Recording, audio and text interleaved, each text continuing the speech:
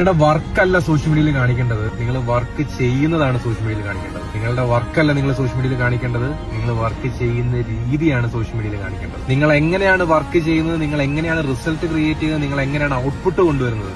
നമ്മൾ ചെയ്യുന്ന ജോലി നമ്മളെ വിശ്രമിക്കാൻ വിടരുത്. ഇനിയും മുന്നോട്ട് അത് മാത്രമായിരിക്കണം ലക്ഷ്യം.